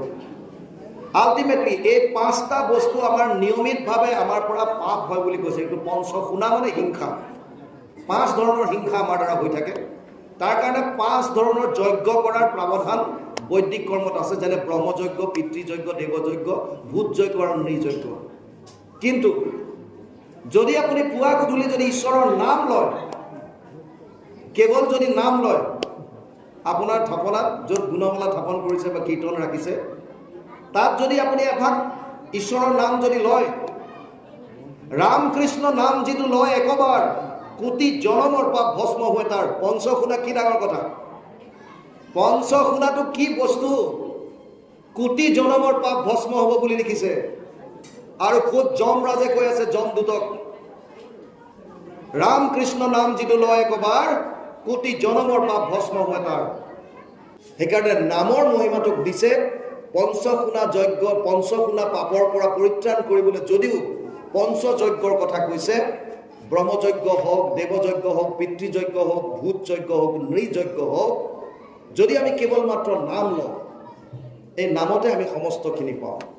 সেইকাৰণে ইয়াত এতিয়া কৈছে, তাৰপাছত ইয়াত এইকেইটা যিকেইটা আমি দিলোঁ, কি কি পঞ্চসোণা আমি অলৰেডি ক'লোঁ, সমাৰ্জনী মাৰ্য ঢেকীয়া ঢেঁকী, ধান্যক বাহানে, সৰিষা পাতাত বান্তি পিখি কৰে ধূনা, গৃহস্থৰ নিত্য পাবে সি পঞ্চসোণা, এই পঞ্চ ধৰ্ম গুচয় যে মতে পঞ্চগতা যজ্ঞ বিধি কৰিবে নিতে। এইখিনি কথা দিছে, আমি ক'লোৱে ৰামকৃষ্ণ নাম ল'লে গোটেইখিনি হ'ব। ইয়ালৈকে কৈছে বা পিছৰ পৰা যাওক 107। কৃষ্ণ বাপজনে বৰ সুন্দৰ প্ৰশ্ন কৰিছে, ঈশ্বৰক অৰ্পণ যেতিয়া আমি কৰোঁ, মনটো আমাৰ তাত নাথাকে, এইটো হয়? আৰু তাৰ উত্তৰ গীতাতে দিছে। ভগৱান কৃষ্ণই অৰ্জুনক কৈছে, 12 অধ্যায় 9 নম্বৰ শ্লোকত, অথ চিত্তম সমাধাতুম ন স্বপ্নোসি ময়ি স্থিৰম অভ্যাস যোগেন ততো মাম ইচ্ছাপ্তুম ধনঞ্জয়। হে অৰ্জুন, তই যদি মনটো মোক দিব পৰা নাই, অৰ্থাৎ যদি মোৰ কথা চিন্তন কৰিব পৰা নাই, মনটো দেশ দুনিয়াত ভ্ৰমণ কৰি ফুৰিছে, এতিয়া উপায় এটা দিছে, অভ্যাস যোগৰ দ্বাৰা মোক পাবলৈ ইচ্ছা কৰ। অভ্যাস যোগ কোনটো? কেৱল শ্ৰৱণ কীৰ্তন। আপুনি শ্ৰৱণ কেনেকৈ কৰে, ডাঙৰ কথা সেইটো। আমি শ্ৰৱণ কৰোঁ কেৱল ইন্দ্ৰিয়ৰ দ্বাৰা। সেইকাৰণে ইমান গীতাৰ অনুষ্ঠান হৈছে, ইমান ভাগৱতৰ অনুষ্ঠান হৈছে, আমি অসমৰ ইমূৰৰ পৰা সিমূৰলৈ ঘূৰি ফুৰিবলগীয়া হয়। ৰাস্তাৰ কাষত ডাঙৰ ডাঙৰ বেনাৰবিলাক দেখোঁ, ক'ৰবাত আছে অবিৰত ভাগৱত পাঠ, অখণ্ড ভাগৱত পাঠ আৰু ব্যাখ্যা, বিভিন্ন ভাগৱত পাঠ, পৰ্যালোচনা, গীতা পাঠ, বিভিন্ন ধৰণৰ অনুষ্ঠান। আৰু ভাৰতে কিজনী এনেকুৱা এখন দেশ য'ত ধৰ্মৰ নামত অজস্ৰ অনুষ্ঠান আছে, কিন্তু ইণ্টাৰেষ্টিং কথা, ভাৰতে এনেকুৱা এখন দেশ হ'ব য'ত অসৎ কৰ্মৰ ফালৰ পৰাও নাম্বাৰ 1ৰ ফালে গতি কৰি আছে। তেতিয়াহ'লে কিয়? তাৰমানে আপুনি কোৱাৰ দৰে আমি কৰ্মবিলাক কৰোঁ, কিন্তু মনটো তাত লগাব নোৱাৰোঁ। শ্ৰৱণ কৰিছোঁ, শ্ৰৱণৰ প্ৰভাৱ নাই। নাম গাইছোঁ, নামৰ প্ৰভাৱ নাই। কিয়? মনটো দেশ দুনীয়াত ঘূৰি ফুৰিছে। আমি ক'লোঁ চাওক, মই ইন্দ্ৰিয় কৰ্মতকৈ ভাৱৰ শুদ্ধতাত বেছি গুৰুত্ব দিওঁ। মোৰ য'তে অনুষ্ঠান যাওঁ মই, সেইকাৰণে মই কওঁ যে যদি এখন সুন্দৰ সমাজ গঢ়িব বিচাৰিছা, যদি এজন মনুষ্যৰ পৰা মনুষ্যত্ব হ'ব বিচাৰিছা, 3টা বস্তুৰ মূল দৰকাৰ। প্ৰথমটো হৈছে ভাৱৰ শুদ্ধতা, পিউৰিটি ইন থটছ, ভাৱৰ শুদ্ধতা। দ্বিতীয় হৈছে বাণীৰ শুদ্ধতা, পিউৰিটি ইন স্পীচ, আৰু তৃতীয় হৈছে কৰ্মৰ শুদ্ধতা, পিউৰিটি ইন একশ্যন। ইয়াৰ আটাইতকৈ ডাঙৰ কথা হৈছে ভাৱত শুদ্ধতা। ভাৱত শুদ্ধতা মানে মনটো স্থিৰ কৰিব পৰা। আমি শুনি আছোঁ, বহি আছোঁ, দেখাত মানুহে ভাবিছে চব শ্ৰোতা, চবেই ভাবিছে ইমান মানুহ হৈছে, বাপৰে আজি অনুষ্ঠানত চবেই শুনিছে, কিন্তু সোধক তাৰপিছত কি হৈ আছিলে পাঠ, ক'ব নোৱাৰে কোনো। কিয়? মনটো ইয়াত নাই। সেইকাৰণে অৰ্জুনক যেতিয়া ক'লে যে তই মনটো মোক দে, ময়ে মন আধৎস মই বুদ্ধি নিবেশয় নিবশিষ্যসি ময়ে বত ঊৰ্ধ্বনা সংশয়, 12 অধ্যায় 8 নম্বৰ শ্লোক গীতা। হে অৰ্জুন, তই মোৰ মনটো মোক দে, বুদ্ধিটো মোক দে, তোৰ কাম শেষ। অৰ্জুনে চাই আছে ভেবা লাগি, কেনেকৈ মনটো দিম? আপুনি কৰা প্ৰশ্নটো অসহায়। ইচ্ছা কৰোঁ, কিন্তু মনটো দিব নোৱাৰোঁ ভগৱানৰ চৰণত। ইচ্ছা কৰিছোঁ, মনটো দিব নোৱাৰোঁ। তেতিয়া ভগৱানে কৈছে, অতচিত্তম সমাধাকুম ন শক্নোসি মই স্থিৰম অভ্যাস যোগে নতত মাম ইচ্ছাপ্তুম ধনঞ্জয়। অভ্যাস যোগৰ দ্বাৰা মোক পাবলৈ ইচ্ছা কৰ। অভ্যাস যোগ কোনটো? ভগতৰ লগত শ্ৰৱণ কীৰ্তন। যিমান পাৰে শুনক, আগতে শ্ৰৱণ কৰক। মন কণ্ট্ৰল কৰিবলৈ নাযাব, মন কণ্ট্ৰল কৰিবলৈ নাযাব। চাওক, কিছুমান কথা টেকনিকেল বস্তুবিলাক বুজক।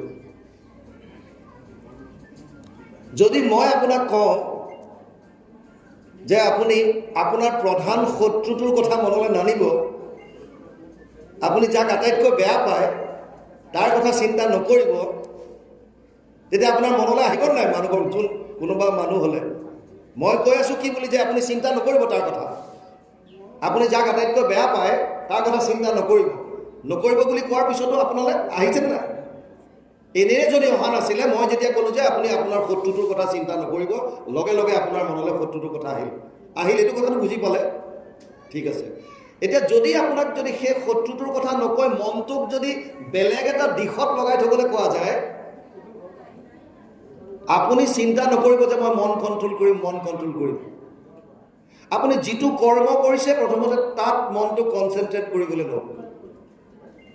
মই এয়া ঈশ্বৰলৈ অৰ্পণ কৰিছোঁ, ভগৱান প্ৰভু বিৰাজমান হৈ আছে, মই গতিকে তেওঁৰ সন্মুখত দিছোঁ। আপুনি এনেধৰণে ভাৱ যেতিয়া মনলৈ আহিব, এতিয়া চাওক, আমি শৰাইখন তাত পাতোঁ, অপ্ৰিয় হ'লেও সত্য। কোনোবাই বিশ্বাস কৰেনে যে সেই শৰাইৰ পৰা ভগৱন্তই প্ৰসাদ গ্ৰহণ কৰিব? কোনোবা এজনে ভগৱানে গ্ৰহণ কৰিব বুলি। তাৰপাছত আপুনি চাই শৰাইখন যেতিয়া ভাঙে যে ক'ৰ পৰা খালে, চাই, তেতিয়াহ'লে আপুনি মহান। কিন্তু আমি সকলোৱে ভাবোঁ কি বুলি, যে শৰাইখন দিছোঁ, আল্টিমেটলি আগবঢ়ালোঁ, বিসৰ্জন কৰিম, আমি খাম। কোনেও নাচায় শৰাইখন ভাঙোতে যে ইয়াৰ পৰা ভগৱানে কোনোবা ছাইডৰ পৰা গ্ৰহণ কৰিছে নেকি, কাৰণ সেই নিষ্ঠাটো আমাৰ নাই। যিদিনা আপোনাৰ আহিব নিষ্ঠাটো, যিদিনা আপোনাৰ সেই বিশ্বাসটো হৃদয়ত আহিব, আপুনি পৰম আনন্দ ইয়াত লাভ কৰিব পাৰিব। সেইকাৰণে আপুনি প্ৰথমতে চিন্তা নকৰিব মই মনক কণ্ট্ৰল কৰিম, মনক কণ্ট্ৰল কৰিম। আপুনি মনটোক তাত লগাওক, যিটো বস্তুত আপুনি লগাব বিচাৰিছে। কেৱল ভগৱানৰ কথা শ্ৰৱণ কীৰ্তন কৰক, যাতে শ্ৰৱণ কীৰ্তন কৰাবিলাক আপোনাৰ মনলৈ অট'মেটিকেলি আহি থাকিব। কাৰণ ৰাতিপুৱাই আপুনি যিটো বস্তু শুনিছে, ৰাতিপুৱাই যিটো বস্তু দেখিছে, দিনটোলৈ আপোনাৰ ক্ৰিয়া কৰি থাকে না। চব লজিক আছে। আপুনি যদি এখন ভাল গ্ৰন্থ পঢ়ে, গ্ৰন্থখনৰ কথাটো আপোনাৰ বাৰে বাৰে মনলৈ আহি থাকিব, যে এইটো মই পঢ়িছিলোঁ, ইয়ালৈকে গৈছে, ইয়াৰ পিছত কি হ'ব, এনেকুৱা হ'ব, তেনেকুৱা হ'ব, আল্টিমেটলি আহি আছে না। আৰু তাকে যদি নকৰোঁ, আমি যদি বেলেগ এটা কিবা ভাবিম, মই আজি এইটোৱে কথা ভাবি থাকিম, এইটোৱে কথা ভাবি থাকিম বুলি ভাবি থাকোঁ, আপুনি হয়তো নোৱাৰিব। সেইকাৰণে প্ৰথম কথা ভগৱানে কৈছে, অভ্যাস যোগৰ দ্বাৰা মোক পাবলৈ ইচ্ছা কৰ। ইচ্ছা কৰিলে কি হ'ব? আপোনাৰ যেতিয়া ইচ্ছাটো যেতিয়া প্ৰবল হ'ব, প্ৰভু ভগৱন্তই কৃপা কৰিব। শতকোটি জন্মান্তৰে হৈ মহাভাগ নৰ শৰীৰক জীৱে তেবে পাৱে লাগ তাকো যেবে মোৰ দায়া ভৈলা যাক প্ৰতি সেইহে কৰিব পাৰে আমাৰ প্ৰতি অট'মেটিকেলি আহি যাব সেইখিনি কাম ভগৱানলৈ এৰি দিওঁ আপুনি আপোনাৰখিনি নিষ্ঠা সহকাৰে দিছে মনত ভাবি লওক প্ৰভু ভগৱন্ত মোৰ সন্মুখত বিৰাজমান আৰু মই প্ৰভু ভগৱন্তৰ কাৰণে অৰ্পণ কৰিছোঁ বছ ইমানটোৱে আপুনি কৰক অভ্যাস কৰক শ্ৰৱণ কীৰ্তনৰ ৰেগুলাৰ শুনক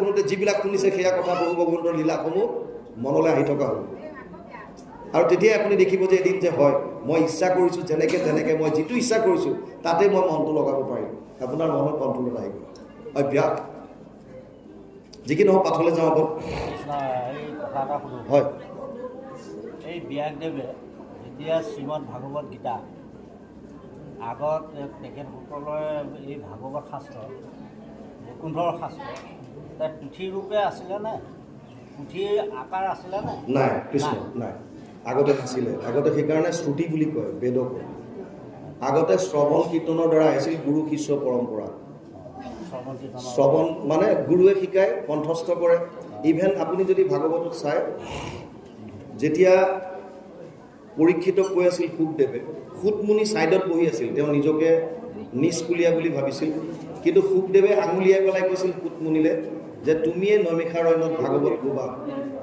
আৰু কোৱাৰ লগে লগে তেওঁৰ সম্পূৰ্ণ শাস্ত্ৰই কণ্ঠস্থ হৈছে গুৰুৰ কৃপা গতিকে আগতে তেনেকৈ আছিল পিছত লিপিবদ্ধ হৈছে বহুত পিছত কৃষ্ণ সুন্দৰ কিন্তু এটা কথা আৰু শুনি লওক আপুনি ক'লে ভাগৱত গীতা বুলি এই বস্তুটো ক্লিয়াৰ কৰি লওক আচলতে ভাগৱত গীতা নহয় ভগৱত গীতা শ্ৰীমদ ভগৱত গীতা আৰু ভাগৱত মহাপুৰাণ ডিফাৰেঞ্চ দুটা আছে ইয়াত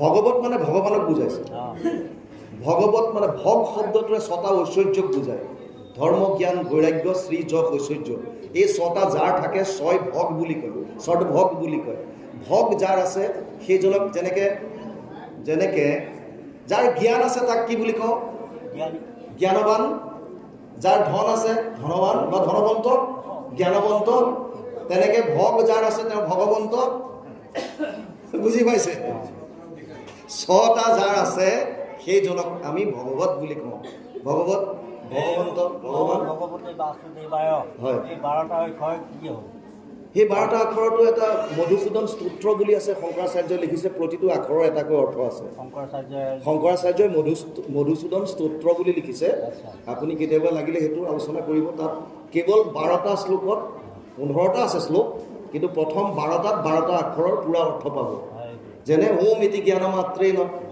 ৰোগজীৰ্ণেন নিৰ্জিতা বুজি পাইছেনে কাল নিদ্ৰাম প্ৰপস্নোস্মি ত্ৰাহিমাম মধুসূদন প্ৰথম শ্লোক ওৰ পৰা আহিলে সেইটো তেনেকৈ প্ৰত্যেকটো আখৰৰ ন গতিৰ বিদ্যতে চান্য তমেব শৰণম মম নৰ পৰা আহিলে তেনেকৈ আপুনি 12টা পাব যি কি নহওক আজি গীতা যেতিয়া গীতাই যাওঁ সেইটো বেলেগ বস্তু আহিব দ্বাদক্ষীৰ মহত্ব যি কি নহওক ইয়াত আহিছে এতিয়া দেৱক নিদিয়া দেহ অৰ্থে ৰান্ধে অন্ন নহয় পাপ মাত্ৰ কৰে ভোজন কোনজন দেৱৰ কথা কৈছে আপোনাৰ জীৱনত যাৰ অৰিহণা আছে তেওঁৰ প্ৰতি যদি অকণো চিন্তা নকৰাকে কেৱল যদি নিজৰ অৰ্থে আপুনি খায় আনক যদি একো নিদিয়ে কেৱল যদি নিজৰ মতে আপুনি চলি আছে আনৰ কথা চিন্তা নকৰাকে যদি বছ আনৰ যি হয় হওক কেৱল মোক দে তিনি ধৰণৰ মানুহ আছে এবিধ আছে ভাবে যোনে ময়ো সুখত থাকোঁ বেলেগো সুখত থাকক এইটোক প্ৰকৃতি বুলি কয় এচাম মানুহ আছে আনৰ যি হয় হওক মোৰ পেটটো ভৰক এইবিধ দুষ্কৃতিকাৰী বুলি কৈছে আৰু এবিধ আছে যোনে ভাবে যে লাগিলে মোৰেই কষ্ট হওক কিন্তু আনবিলাকৰ সুখ হওক এইটো সংস্কৃতি বুলি কৈছে আৰু আমি সেইটোহে গুৰুত্ব দিব লাগে লাগিলে ময়ে কষ্ট পাওঁ মোৰ কাৰণে যদি 10 জনৰ যদি লাভ হয় চাওক মনুষ্য শৰীৰ অতি দুৰ্লভম মানুষ দেহ দেহিনাম ক্ষণভংগুৰ মানুহৰ শৰীৰটো অতি দুৰ্লভ এই শৰীৰটো পোৱাৰ পাছতো যদি আমি ইয়াক জনকল্যাণৰ হতে যদি একো কৰিব নোৱাৰোঁ কেৱল যদি মোৰ অৰ্থে মই যদি খাই বৈ আছোঁ তেতিয়াহ'লে মোৰ আৰু পশুৰ মাজত একো পাৰ্থক্য নাই আহাৰ নিদ্ৰা ভয় মৈথুনাম চ সমানমিতত পশুভীৰ নৰনম আহাৰ ভোজন আমিও কৰিছোঁ পশু পক্ষীও কৰিছে নিদ্ৰা আমিও ৰেষ্ট কৰিছোঁ পশু পক্ষীও কৰিছে ভয় আমাৰো মৃত্যু ভয় আছে পশু পক্ষীৰো আছে আৰু মৈথুন সংসাৰ বৃদ্ধি আমিও কৰিছোঁ পশু পক্ষীও কৰিছে ডিফাৰেঞ্চ কি আমাৰ আৰু পশু পক্ষীৰ মাজত ডিফাৰেঞ্চ কি সেইকাৰণে ইয়াত কৈছে দেৱক নিদিয়া দেহ অৰ্থে ৰান্ধে অন্ন, অন্ন নহয় পাপ মাত্ৰ কৰয় ভোজন। আপোনাৰ জীৱনত যাৰ অৰিহণা আছে তেওঁৰ কাৰণে যদি তিল মানুহ চিন্তা নকৰাকৈ যদি আপুনি কৰিছে, আপুনি নিজৰ কথা যদি চিন্তা কৰিছে, তেতিয়াহ'লে কেৱল মাত্ৰ আপুনি পাপ ভোগ কৰি আছে, কেৱল পাপ। আৰু ইয়াৰ পৰা বাচিব কোনো নোৱাৰে। ল অফ একশ্যন বুলি কয় ইয়াক, যেনে কৰ্ম তেনে ফল। আপুনি পাবই, লাগিলে 3 দিনৰ পিছত পাওক, ভাগৱতে কৈছে 3 মাহৰ পিছত পাওক, 3টা জন্মৰ পাছত পাওক, হাৰিব কোনো নোৱাৰে, পাবই লাগিব তাৰ ফল। তাৰপাছত আহিছে ইয়াত, তাহা যজ্ঞ কৰি যিটোজনে অৱশেষ খায় তাহাৰ যতেক পাপ সবে দূৰ হয়। যজ্ঞৰ কথা আমি আলোচনা কৰিছিলোঁ। কাক যজ্ঞ কয়? ঈশ্বৰৰ অৰ্থে যতেক কৰ্ম কৰে। ঈশ্বৰৰ অৰ্থে আপুনি যিয়ে কৰিছে সেয়াই আপোনাৰ কাৰণে যজ্ঞ। নিজৰ অৰ্থে নহয়, প্ৰতিটো বস্তু ঈশ্বৰৰ চৰণত অৰ্পণ কৰক। যদ কৰচি যদ আশ্নৌচি যদ জুহচি দদাচি যদ যদ তপস্যসি কৌন্তেয় তৎ কুৰুষ্য মদৰ্পণম। নৱম অধ্যায় 27 নম্বৰ শ্লোক গীতা। হে অৰ্জুন, তই যি কৰিছ, যি খাইছ, যি তপ কৰিছ, যি দান কৰিছ, চব তই মোত অৰ্পণ কৰি দে, তোৰ কাম শেষ। সেইটোৱে যজ্ঞ। প্ৰতিটো বস্তু ভগৱানৰ চৰণত অৰ্পণ কৰিবলৈ লওক। যি পায়, পত্ৰম পুষ্পম ফলম তোয়ম য়মে ভক্তা প্ৰয়চ্ছতি তদহম ভক্ত ভিত্ত উষ্ণামি প্ৰয়তাত্মন। নৱম অধ্যায় 26 নম্বৰ শ্লোক গীতা। অৰ্জুনক কৈছে, তই যি পাওঁ মোৰ ওচৰলৈ আহিবলৈ, মোক অৰ্পণ কৰিবলৈ তোক টকা পইচা দৰকাৰ নাই। অকণমান পানী দি দে, তামোল পাণ এযোৰ দি দে, অকণমান মাহ কেইটামান দি দে, যি দিয় তই, তোৰ যি আছে সামৰ্থ্য অৰ্পণ কৰ। কিন্তু আমি মাত্ৰ দীঘল দীঘল লিষ্ট গাওঁ। হে প্ৰভু, ল'ৰাটোৰ চাকৰিটো কৰাই দিয়া, হোৱাই দিয়া, অমুকত এখন শৰাই। হে প্ৰভু, ছোৱালী এজনী চাই দিবা ল'ৰাটোৰ বোৱাৰীৰ কাৰণে, অমুকত অমুক গেটখন বনাই দিম। হে প্ৰভু, ল'ৰাটোৰ চাকৰিটো যেন তেন যদি কৰাই দিয়া, মই অমুকত ইমান টকা দি দিম। এইবিলাক কি? এইবিলাক ঘোষ। কোটি কোটি ব্ৰহ্মাণ্ডৰ অধিকাৰী ভগৱান কৃষ্ণ, আৰু আপুনি ঘোষ দিব বিচাৰিছে। ভগৱানে কৈছে, তোমাৰ এই ঘোষবিলাকৰ মোৰ কোনো কাম নাই। দিব যদি বিচাৰিছে কেৱল মনটো দিয়া। মন মনা ভৱ মদ ভক্তা মদ ত্যাজি মাম নমস্কুৰু মামে বৈশ্যসি সত্যম তে প্ৰতিজনে প্ৰিয়সী মে। অষ্টাদশ অধ্যায় 65 নম্বৰ শ্লোক গীতা। মোতে মাত্ৰ সদা দিয়া মন, মোৰ ভক্ত হোৱা সৰ্বক্ষণ, মোকে পূজা মাত্ৰ, মোকে কৰা নমস্কাৰ। কহিলো তোমাতো তত্ত্ববাণী, পাইবা সুখে মোক মহামানী, তুমি প্ৰিয়তম সুহৃদ সখী আমাৰ। বাৰে বাৰে কৈ আছে মোক মনটো দিয়া। আৰু আমি ধন টকা পইচা, এবাৰতো এটা ল'ৰাই পকেট খৰচ নাই, ৰাতিপুৱাই কৈছে, এই প্ৰভু যেন তেন টকা 100 দিয়াই দিয়া, 50% তোমাৰ নামত ক'ৰবাত দান দি দিম। 100 টকা এটা পকেট মানি যেন তেন দিয়াই দিয়া, 50% তোমাৰ নামত ক'ৰবাত দান দি দিম। তাৰমানে 50 টকা দি দিব। আৰু অলপ দূৰ যোৱাৰ পাছত 50 টকীয়া নোট এখন পালে। বিচাৰিছিলে কিমান? 100। এতিয়া 50 টকীয়াখন পাই পেলাই সি আকৌ চাই পেলাই কৈছে, বা ভগৱান, মানিছোঁ তোমাক, তোমাৰ কমিশ্যন আগতে কাটি ৰাখিলা, মোক মোৰটোহে দিছা 50%। ভগৱানকো নেৰো। ভগৱানক কৈছে, তোমাৰতো কমিশ্যন আগতে ৰাখিলা, মোক মোৰটোহে দিলা। আমাৰ মনবিলাকে শুদ্ধ নহয়। ভগৱানক ঘোষ দিবলৈ যাওঁ, আপোনাৰ মোৰ পৰা একো বিচৰা নাই, কেৱল মনটো দিবলৈ চেষ্টা কৰক। ইয়াৰ পিছত কৈছে এটা, অন্নাদ ভৱতি ভূতানি পৰ্জন্যাত অন্ন সম্ভৱ যজ্ঞত ভৱন্তি পৰ্জন্য যজ্ঞ কৰ্ম সমুদ্ভৱ কৰ্ম ব্ৰহ্মোদ্ভৱম বিধি ব্ৰহ্ম অক্ষৰ সমুদ্ভৱম তস্মাৎ সৰ্বগতম পাৰ্থ যজ্ঞে পৰিসমাপ্যতে। আল্টিমেটলি অন্নৰ পৰা সৃষ্টি হয় বুলি কৈছে ভূত। কাৰণ আমি অন্ন গ্ৰহণ কৰিলে সেই অন্নৰ পৰা ৰক্ত, ৰস ইত্যাদি গৈ 7 ধাতুৰ গৈ বীৰ্য বা শুক্ৰ তৈয়াৰ হয়, তাৰ পৰাই সৃষ্টি কাৰ্য আগবাঢ়ে। এই অন্ন কেনেকৈ আহে বুলি কৈছে ইয়াত? বৰষুণৰ পৰা। আৰু ঠিক তেনেকৈ বৰষুণৰ পৰা ইত্যাদি ইত্যাদি কৰোঁতে কৰোঁতে আল্টিমেটলি কৈছে যে গোটেই বস্তুখিনি চাবলৈ যদি যাওঁ, গোটেইখিনি বস্তু গৈ যজ্ঞতে শেষ হৈছেগৈ। যজ্ঞ মানে ঈশ্বৰৰ অৰ্থে যত কৰে কৰ্মচয়। ঈশ্বৰৰ অৰ্থে যত কৰে কৰ্মচয় তাহাকেহে যজ্ঞ বুলি শাস্ত্ৰত কয়। সেইটোহে শাস্ত্ৰৰ আগত যজ্ঞ বুলি কৈছে, যত যিমান কৰ্ম আছে। গতিকে ইয়াত কৈছে, অন্নহন্তে শুক্ৰৰূপে প্ৰজা হৈ জাতক প্ৰাণীৰ ব্যাপাৰ কৰ্ম উপজয় পুনঃ কৰ্মত উপজয় যজ্ঞ জানিবা অৰ্জুন। বেদ বাক্য হন্তে যেন যজ্ঞ উপজয়, বেদে ঈশ্বৰ বাক্য জানিবা নিশ্চয়, সংসাৰ কাৰণ যজ্ঞ জানা ধনঞ্জয়, কৰ্ম কৰি জগতৰ চক্ৰ প্ৰৱৰ্তয়। আল্টিমেটলি এটা কথা আহিলগৈ, যে আপুনি প্ৰতিটো কৰ্ম ঈশ্বৰৰ অৰ্থে কৰিবলৈ অভ্যাস কৰক। এইটোৱে হৈছে মূল। অলপ আগতে আমি কৈছিলোঁ, শোৱাৰ পৰা উঠিয়ে বিচনাতে অভ্যাস কৰক, হে প্ৰভু দিনটো তোমাৰ চৰণত অৰ্পণ কৰিলোঁ। আপুনি ওলাই যাওক, আপুনি ক'ৰবাত যাব বিচাৰিছে, হে প্ৰভু এই যাত্ৰা তোমাৰ চৰণত অৰ্পণ কৰিলোঁ। অৰ্থাৎ প্ৰতিটো কৰ্ম ভগৱানৰ চৰণত আপুনি দি দিয়ক আৰু তেওঁৰ হৈ কামবিলাক কৰক। তেতিয়াই আপোনাৰ মনত এটা আনন্দ পাব আৰু সেই আনন্দটোহে আচল আনন্দ। বাকী যিমান ধন টকা পইচাই আপুনি আনন্দ দিব বুলি ভাবি আছে, এইবিলাক চব খন্তেকীয়া, চিৰদিন থাকিব নোৱাৰে। কেৱল আৰু কেৱল যিটো পৰম আনন্দ, ভগৱানৰ কথা শ্ৰৱণ আৰু কীৰ্তন, তেওঁৰ অৰ্থে কৰা কৰ্মই যিটো আনন্দ দিব, সেইটোৱে পৰম আনন্দ, সেইটো সদায় থাকিব। গীতাত অৰ্জুনক ইয়ালৈকেও কৈছে, পাৰ্থ নৈব ইহ নামূত্ৰ বিনাশস্তস্য বিদ্যতে নাহি কল্যাণকৃত কচ্চিৎ দুৰ্গতিম তাত গচ্ছতি। 6ষ্ঠ অধ্যায় 40 নম্বৰ শ্লোক গীতা। হে অৰ্জুন, পাৰ্থ নৈব ইহ নামূত্ৰ বিনাশস্তস্য বিদ্যতে, যিটো আনন্দ ভগৱানৰ অৰ্থে কৰ্ম কৰি পেলাই, ভগৱানৰ অৰ্থে যি জনকল্যাণ কৰি, ভগৱানৰ অৰ্থে জীৱ কল্যাণ কৰি, ভগৱানৰ অৰ্থে প্ৰকৃতিৰ কাৰণে কাম কৰি যিটো আনন্দ আমি পৰম আনন্দ লাভ কৰিব পাৰিম, সেই আনন্দটো কেতিয়াও শেষ নহয় বুলি কৈছে। এই শৰীৰ শেষ হৈ গ'লেও আত্মাৰ লগত সেই আনন্দ থাকিব। আপুনি পুনৰ যিটো জনম ধাৰণ কৰে, তাৰ পৰা সেইটো আনন্দ আপুনি পুনৰ পাব। এয়া শাস্ত্ৰত কোৱা কথা। সেইকাৰণে আমি চেষ্টা কৰিব লাগে প্ৰতিটো কথা ভগৱানৰ চৰণত যাতে আমি অৰ্পণ কৰিব পাৰোঁ। পদে কৈছে, কিবা ক'ব, ঈশ্বৰ অৰ্পিয়া কৰ্ম সংসাৰ এৰাৱে, যেন দধি মথিলাত দুগ্ধ ঘৃত হৈ, যি কোনো আত্মাত ৰতি তুষ্ট সৰ্বদাই, তাৰেহে জানিবা কিঞ্চিত একো কৰ্ম নাই। ঈশ্বৰ অৰ্পিয়া কৰ্ম সংসাৰ এৰাৱে। আমি অলপ আগতে আলোচনা কৰিছিলোঁ ডিটেইলছভাৱে যে ঈশ্বৰক যেতিয়া কৰ্মবিলাক অৰ্পণ কৰিম, তাৰ ফলটোৱে আমাক চুব নোৱাৰে। নহ'লে প্ৰতিটো কৰ্মৰ তিনি ধৰণৰ ফল থাকে। অনিষ্টম ইষ্টম মিশ্ৰম চ ত্ৰিবিধা কৰ্মনা ফলম। ভাল বেয়া আৰু মিশ্ৰিত তিনি ধৰণৰ ফল প্ৰতিটো কৰ্মৰ এগেইনষ্টত আছে। 8ষ্ঠ অধ্যায় 12 নম্বৰ শ্লোক গীতা। প্ৰতিটো কৰ্মৰ এগেইনষ্টত তিনি ধৰণৰ ফল থাকে। হয়তো কিবা এটা কাম কৰিলে ভাল হ'ব পাৰে, বেয়া হ'ব পাৰে বা মিশ্ৰিত হ'ব পাৰে। যদি আপুনি কৰ্মটো ঈশ্বৰৰ চৰণত অৰ্পণ কৰি দিয়ে, তেতিয়াহ'লে সেই ফলটোৱে আপোনাক চুব নোৱাৰে।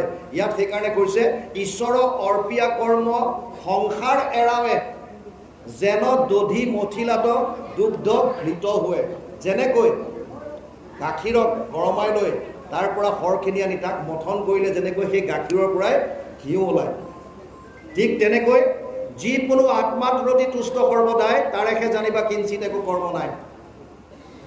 যিবিলাকে নিজৰ আত্মাতে সন্তুষ্ট, জস্ত আত্মৰতিৰে বস্যাত, যিবিলাকে নিজৰ আত্মাতে সন্তুষ্ট, তাৰ কাৰণে বেলেগ কাৰ্য নাই বুলি কৈছে। আৰু ভগৱানেও কৈছে, যিটো পোৱা তাতে হৈ বা সন্তোষিত মন, এতেক প্ৰকাৰে তুষ্ট সন্তু নাৰায়ণ। আমাৰ দ্বাৰা পাপবিলাক কিয় হয়, আমাৰ দ্বাৰা অপকৰ্মবিলাক কিয় হয়? কাৰণ আমি যিটো আছে তাত সন্তুষ্ট নহওঁ। আৰু লাগে আৰু লাগে আৰু লাগে আৰু লাগে বুলি তৃষ্ণা বাঢ়ি যায়, আৰু তৃষ্ণা বাঢ়ি যোৱাৰ কাৰণে আমাৰ দ্বাৰা পাপ হয়। অৰ্জুনে প্ৰশ্ন কৰিছে, অত কেন প্ৰযুক্ত এম পাপম চৰতি পুৰুষ অনিচ্ছ নবিবাৰ্ষণে বলা দিব নিয়োজিত। কিহৰ কাৰণে মানুহে পাপ কৰে? ইচ্ছা নাই, পাপ কৰিবলৈ মন নাই, হ'লেও পাপ কৰিছে। কিয়? কিহে পাপ কৰাই আমাৰ দ্বাৰা? তৃষ্ণা। কাম এছ ক্ৰোধ এছ ৰজগুণ সমুদ্ভৱ মহাশন মহাপাপমা বিদ্যেন মিহবেৰি নাম। এই কাম আৰু ক্ৰোধৰ পৰা উৎপন্ন হ'ব পৰা যিটো বস্তু তৃষ্ণা, যিটো সেইটোৱে আমাৰ দ্বাৰা পাপ কৰায়। আৰু লাগে আৰু লাগে আৰু লাগে, যিটো আছে আমি তালৈ নাচাওঁ, মাত্ৰ আৰু লাগে। আৰু বাৰে বাৰে ভাগৱতত কৈছে, যিটো পোৱা তাতে হৈ বা সন্তোষিত মন, এতেক প্ৰকাৰে তুষ্ট সন্ত নাৰায়ণ। হয় ধন গজ ধন বাজ ধন আৰু ৰতন ধন খান, জব মিল যায় সন্তুষ্ট ধন সব ধন ধূল সমান। আগতে মহাৰাজাবিলাকে ঘোঁৰা ৰাখিছিল। হয় ধন ঘোঁৰা, বাজ ধন বাজ চৰাই এটা, ৰজাৰ এইবিলাক একোটা মানে চিন আৰু এটা ইগল এটা ইয়াত ৰাখে। আৰু ৰতন ধন খান, সোণৰ ভাণ্ডাৰ থাকে। কিন্তু যেতিয়া সন্তুষ্টি ধন পাই যায়, তেতিয়া বাকী চব ধন ধূলিৰ দৰে দেখে। একো কাম নাই এইবিলাকৰ, চব ধনৰ কোনো কাম নাই। কাৰণ এইবিলাক বস্তু আমি লগত নিব নোৱাৰোঁ। খালী হাতে আহিছোঁ, খালী হাতে যাব লাগিব। থকাকেইটা দিন মাত্ৰ আপোনাৰ মনৰ সান্তনা, ইটো লাগে সিটো লাগে সিটো লাগে, কিন্তু যেতিয়া সময় আহিব চব বস্তু ইয়াতে এৰি থৈ যাব লাগিব। সেইকাৰণে ইয়াত কৈছে যিকোনো আত্মাত ৰতি তুষ্ট সৰ্বদাই, যিজন সদায় নিজৰ আত্মাতে তুষ্ট থাকে, যিটো পাইছোঁ তাতে সন্তুষ্ট, সেইজনে আৰু বেলেগ কৰিবলগীয়া একো কৰ্মই নাথাকে। কৃষ্ণ